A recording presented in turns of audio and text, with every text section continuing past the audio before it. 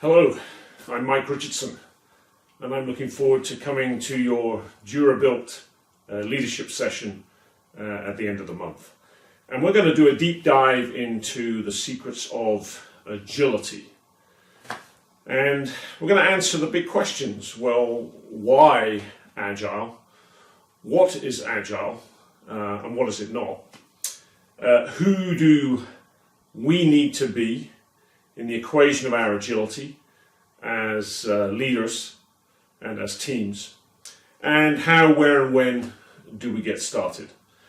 And the big answer to the big question of why agile, why all corporations are looking at pivoting to agile these days, whether they're high-tech or low-tech, whether they're local or global, whether they are old economy or new economy, whether they make and install windows and doors, or whatever they do, why are they looking at pivoting to agile? The big answer to that question is this acronym called VUCA, which stands for volatility, uncertainty, complexity, and ambiguity.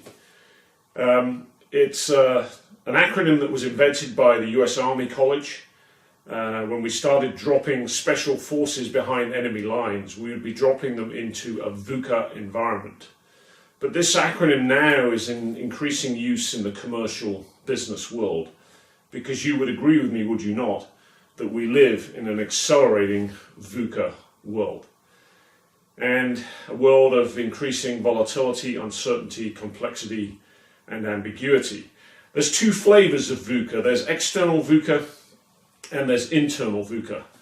And external VUCA means the political VUCA, the economic VUCA, the competitive VUCA, the demographic VUCA, the VUCA that we experience from our customers and from markets and from competing technologies and alternative solutions and options that our customers have, not least of all increasingly on a global scale.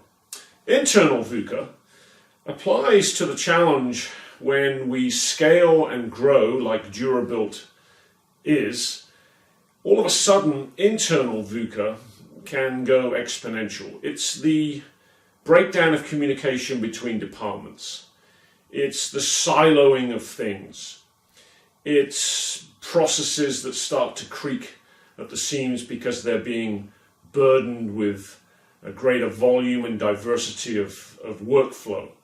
It's all of those kinds of things that can start to stress and strain our system because of internal VUCA. And therefore, it's essential that we develop an agility operating system that can help us take our game to the next level in the face of increasing VUCA. And DuraBuilt is already a very agile company. It must be, to have been on your journey to where you are today. The question though is, how do you keep that journey going, and how do you raise your game with your agility from the good level which it is already at to a really great level to keep things going? And that's what we're going to be talking about.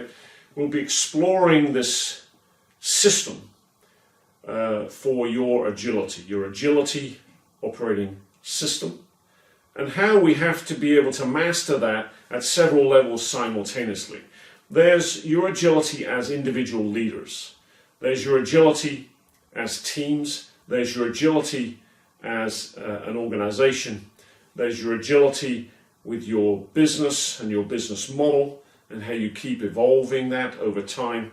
And overall, when you put all of those things together, there's your agility as an overall enterprise. And we will be exploring all of these things together.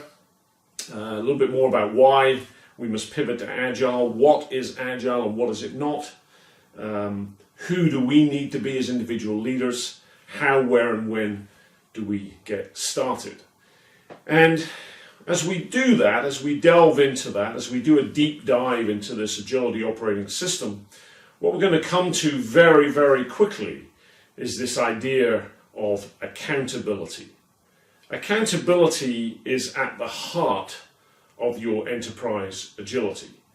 And accountability with no excuses. with no surprises, and with total ownership. That's what we'll be exploring together. And it dovetails really nicely with the work that you've been doing recently and that you will be exploring together around your core values and your culture. And implicit in your core values and your culture is this essential element of accountability, whether it's called out explicitly or it's just behind the scenes implicitly. And how do you hold each other accountable as leaders? How do you hold each other accountable as teams? How do you hold each other accountable as an organization? And the willingness to not let excuses and surprises and lack of ownership replace accountability. The willingness to hold each other accountable, the willingness to be accountable to each other. These are the things that we'll be exploring so that you can have that agility operating system and all of its moving parts that you need so that you can prevail and survive and thrive in the face of an increasingly VUCA world. I look forward to being with you for your DuraBuilt leadership session at the end of the month, and we'll have a very valuable time together.